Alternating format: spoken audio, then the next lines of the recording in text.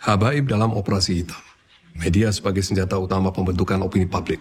Kenapa menjawab isu itu sangat penting? Hypno Writing dan Cochrane, apa itu? Menjadi target menggembar-gemborkan isu baalwisasi makam, yaitu rasa takut akan kehilangan sejarah, rasa takut sejarah leluhurnya diklaim orang lain, rasa takut tokoh-tokoh Nusantara tidak memiliki sejarah. Konsekuensinya, reaksi primitif pun akan langsung terpicu pada Cochrane, merasa terancam dan hampir... Habaib dalam operasi hitam, yang tepat adalah habaib saat ini itu masuk dalam daftar hitam. Karena apa? Dari perilaku-perilaku mereka yang sudah kronis, dan ini tentu sudah sangat hitam sekali.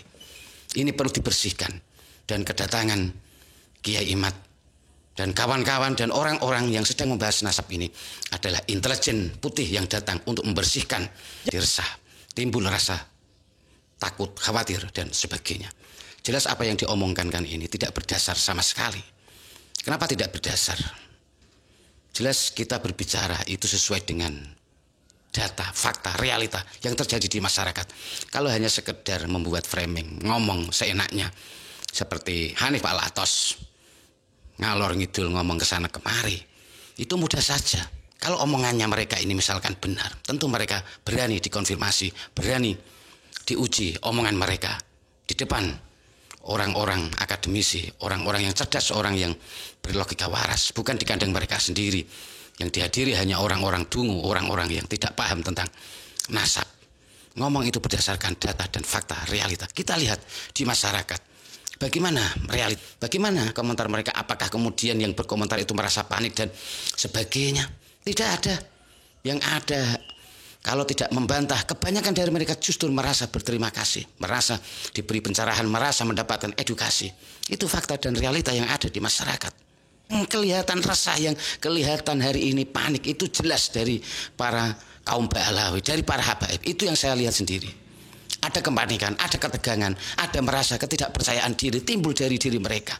Kenapa timbul rasa seperti itu? Karena nasab mereka diragukan, karena selama ini mereka itu mengandalkan dari nasab, bukan dari kemampuan, bukan dari kualitas mereka, bukan dari karena pengetahuan mereka, pemahaman mereka, bukan karena mereka ini menjadi ulama dan sebagainya. Karena selama ini mereka itu dihormati, mendapatkan privilege, mendapatkan keuntungan dari masyarakat. Itu karena mereka dianggap sebagai cucu Nabi, bagian dari durian Nabi. Ini. Assalamualaikum warahmatullahi wabarakatuh. Bismillahirrahmanirrahim. Alhamdulillahirabbil alamin wa bihi nasta'inu ala umuri dunya waddin. Wassalatu wassalamu ala asyrafil anbiya'i wal mursalin sayyidina wa maulana Muhammadin wa ala alihi wa sahbihi asma'in, amma ba'd. Para pemirsa sebangsa dan setanah air dimanapun Anda berada yang berbahagia, terima kasih Anda semua masih bersama dengan saya, Normas Nur Rahmat Asmawi di Normas Channel. Pada kesempatan yang berbahagia ini saya akan menanggapi dari pernyataan di channel Nabawi TV, yaitu pernyataan Habib As-Segaf, ya, saya lupa. Dari situ menyatakan bahwa di channel Nabawi TV menyatakan bahwa habaib dalam operasi hitam. Ya, dari judulnya saja ini sangat dramatis, sangat menimbulkan kejutan dan sangat mengejutkan. Habaib dalam operasi hitam. Ya, kenapa ini perlu saya tanggapi? Karena apa yang disampaikan dari Ba'alawi ini tentang habaib dalam operasi hitam, di dalamnya berisi pemutarbalikan fakta dan fitnahan-fitnahan yang seharusnya itu ditujukan kepada mereka, tapi itu diputarbalikan kepada orang-orang yang membahas nasab. Jadi yang menjadi target utama dari framing mereka mengatakan bahwa habaib menjadi masuk daftar dalam operasi hitam. Jadi seakan-akan yang mengoperasi, yang mereka ini dalam operasi orang-orang yang membahas nasab. Jadi intinya begitu. Jadi mereka intinya mau mengkambing hitamkan orang-orang yang sedang membahas nasab mereka, orang-orang yang sedang meragukan nasab mereka atau yang membatalkan nasab mereka. Inilah yang berisi fitnahan itu. Ini tentu fitnah yang sangat besar dan tentu sangat keji sekali. Baik, kita simak saja sebelum kita tanggapi lebih lanjut. Sejak akhir 2022 muncul isu tentang nasab Sada Ba'alawi. Ada seorang berinisial IS, dia membuat satu tulisan yang dia klaim sebagai sebuah tesis. Dan di situ dia banyak bicara tentang nasab Sada Ba'alawi dari sisi sejarah terutama, yang kemudian dia mengambil kesimpulan yang bertolak belakang dengan yang dipercaya oleh masyarakat pada umumnya. Kemudian saya tertarik untuk mengkaji apa yang dia tulis. Tentu banyak saya muat di kanal pribadi saya. Dalam 2 tahun ini banyak fakta yang sudah terkumpul. Dan apabila kita tengok ke belakang akan banyak sekali hal-hal yang mengejutkan yang akan kita lihat. Apa itu? Mari kita saksikan bersama. Habaib dalam operasi hitam. Media sebagai senjata utama pembentukan opini publik. Kenapa menjawab isu itu sangat penting? Hypnowriting dan Cochrane, apa itu? Ada hal menarik yang saya rangkum dari ulasan Haryoko R. Wiryo Sutomo, seorang konsultan psikologi dalam forum expert sharing tentang literasi digital di kantor Kementerian Kominfo beberapa waktu yang lalu, di mana beliau menjadi salah satu pembicaranya. Sebagian besar netizen tidak menyadari bahwa konten-konten, status-status, dan meme-meme di media sosial yang menimbulkan kontroversi memang didesain secara khusus untuk memicu perdebatan, percekcokan, silang sengkarut orang ramai. Targetnya menciptakan segregasi sosial. Segregasi sosial adalah pemisahan kelompok sosial yang didasarkan pada keragaman etnis, agama, dan ras.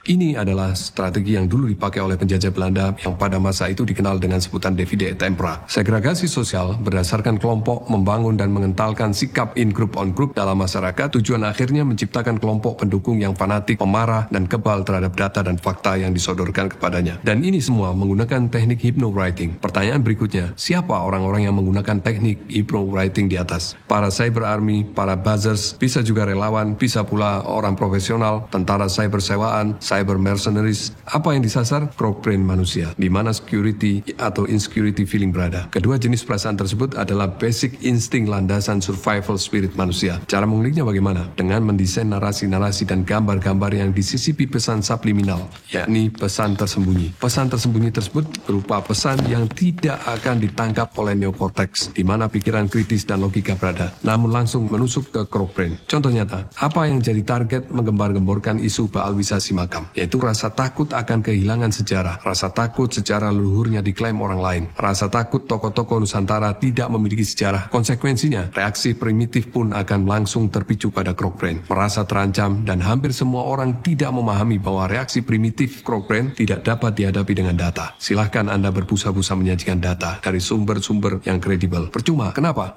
Karena data hanya bisa dicerna oleh otak modern, neokorteks, bukan oleh Cochrane. Lalu bagaimana menghadapinya? Kita harus selalu menyajikan data. Hanya saja kita harus sadar bahwa data tersebut tidak untuk mereka yang kebal data, tapi untuk memelihara kewarasan orang lain yang masih mengedepankan neokorteksnya untuk berpikir. Dinamika Ba'alawi, variasi jumlah, oknum, persebaran. Tidak ada angka pasti jumlah populasi Ba'alawi di Indonesia, namun diperkirakan sekitar beberapa ratus ribu. Mereka seperti umumnya masyarakat Indonesia. Ada kalangan ulama, ilmuwan, anggota TNI, Polri, PNS, karyawan swasta, atlet, dokter, dosen, guru, pengusaha, pedagang asongan, pengemudi, gojek, bahkan pengayuh becak pun juga ada. Mereka bermukim di hampir seluruh pelosok Indonesia, mulai dari Sabang hingga Merauke. Mereka hidup damai berdampingan dengan semua lapisan masyarakat. Target operasi. Umat Islam sebagai penduduk mayoritas di Indonesia, maka tidak bisa dipungkiri bahwa persatuan umat Islam adalah kunci utama stabilitas keamanan nasional. Dengan stabilitas keamanan, pemerintah bisa bekerja sebagaimana mestinya. Persatuan umat Islam adalah tonggak utama persatuan bagi seluruh bangsa Indonesia dengan segala ragam budaya, agama, ras. Persatuan umat Islam yang diantaranya aktif dilakukan oleh ormas-ormas Islam, salah satunya adalah Robito Alawiyah. Namun rupanya ada beberapa pihak yang memiliki tujuan negatif terhadap bangsa dan negara ini, yang merasa tidak nyaman dengan persatuan ini. Mereka ini kaum oligarki, orang-orang yang haus kekuasaan, koruptor, serta agen-agen Zionis. Mereka selalu mendesak agar Indonesia segera membuka hubungan diplomatik dengan Israel. Ya, sudah jelas toh. Intinya dari apa yang disampaikannya ini, dia ingin menganggap bahwa dia menganggap atau menuduh orang-orang yang sedang membahas nasab ini itu dianggap sebagai sesuatu yang sudah desain sedemikian rupa, yang agar membuat umat ini menjadi terkejut, agar umat ini pikirannya menjadi resah, timbul rasa takut, khawatir, dan sebagainya. Jelas apa yang diomongkan kan ini tidak berdasar sama sekali. Kenapa tidak berdasar? Jelas kita berbicara itu sesuai dengan data, fakta, realita yang terjadi di masyarakat. Kalau hanya sekedar membuat framing, ngomong seenaknya, seperti Hanif Alatos ngalor ngidul ngomong ke sana kemari, itu mudah saja. Ngomong sehebat dan bagaimana mungkin itu mudah saja. Tapi kalau berdasar data, fakta dan realita, itu bagaimana? Ini yang sulit. Kalau omongannya mereka ini misalkan benar, tentu mereka berani dikonfirmasi, berani diuji omongan mereka di depan orang-orang akademisi, orang-orang yang cerdas, orang yang berlogika waras, bukan di kandang mereka sendiri. Yang dihadiri hanya orang-orang dungu, orang-orang yang tidak paham tentang nasab. Ngomong itu berdasarkan data dan fakta, realita. Kita lihat di masyarakat, bagaimana realitanya ini di masyarakat itu. Kita melihat apakah masyarakat itu terkejut dengan adanya pembahasan nasab ini. Apakah masyarakat itu merasa diresahkan, merasa gelisah dengan pembahasan nasab ini. Kalau mungkin masyarakat itu merasa terkejut dan sebagainya, itu kalau terkejut bisa saja, iya. Tapi terkejut, dia menerima sesuatu, berita yang baru. Bukan terkejut kemudian timbul rasa takut dan sebagainya. Justru terkejutnya itu karena dia mendapatkan berita yang gembira, berita yang melegakan, berita yang selama ini, berita yang justru membuat dia itu keresahan dia selama ini karena melihat perilaku-perilaku para habib-habib ini yang dianggap sebagai cucu Nabi. Ternyata memang bukan durian Nabi, bukan cucu Nabi. Justru kejutan itu sangat melegakan, kejutan itu justru sangat indah di masyarakat. Bukan membuat kejutan, membuat orang seperti ketakutan dan sebagainya. Itu salah besar. Salah besar sekali. Kemudian dia menganggap bahwa apakah masyarakat itu dianggap sebagai orang-orang yang meragukan membahas nasab ini. Apakah memang menimbulkan keresahan di masyarakat, membuat masyarakat menjadi resah dan gelisah. Kita tanyakan, masyarakat yang mana yang dibuat resah, gelisah dengan adanya pembahasan nasab ini? Kalau kita ingin melihat fakta dan realita, tidak ada masyarakat yang dibuat resah atau masyarakat dibuat ketakutan dan sebagainya. Kita dari sini tentu sudah bisa melihat dari kolom komentar dari berbagai channel YouTube di berbagai kanal YouTube. Kita bisa melihat komentar-komentar mereka. Komentar-komentar di kolom komentar itu kita bisa menilai dari situ tentunya. Bagaimana komentar mereka? Apakah kemudian yang berkomentar itu merasa panik dan sebagainya? Tidak ada. Yang ada, kalau tidak membantah, kebanyakan dari mereka justru merasa berterima kasih, merasa diberi pencerahan, merasa mendapatkan edukasi. Itu fakta dan realita yang ada di masyarakat. Dan itu bisa dilihat di dalam komentar-komentar, kolom komentar. Kalau mungkin di masyarakat secara nyata, secara real, dibuat resah, itu masyarakat yang bagaimana? Masyarakat yang kayak apa? Coba dilihat, masyarakat secara umum, secara luas, atau hanya para golongan habaib saja yang merasa resah.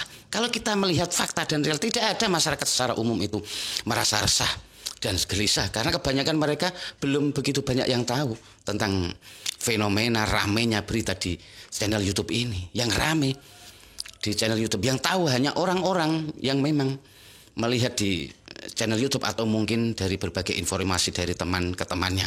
Itu yang jelas. Tapi yang jelas masyarakat secara umum tidak ada yang merasa resah. Yang kelihatan resah, yang kelihatan hari ini panik, itu jelas dari para kaum Ba'alawi, dari para habaib. Itu yang saya lihat sendiri.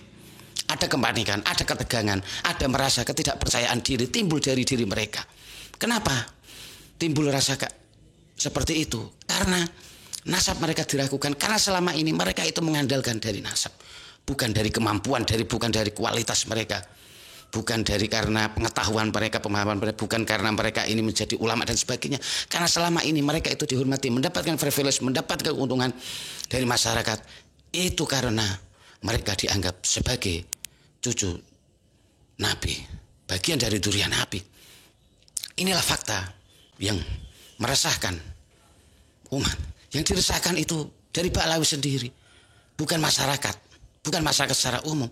Jadi jangan membuat karangan sehingga Anda seakan-akan ini membuat resah dan sebagainya. Padahal yang merasa resah itu kalian sendiri. Kenapa kalian membawa-bawa nama masyarakat, kemudian memfitnah orang yang sedang memberikan pencerahan, orang yang sedang mengedukasi, orang sedang memberitahu kepada umat.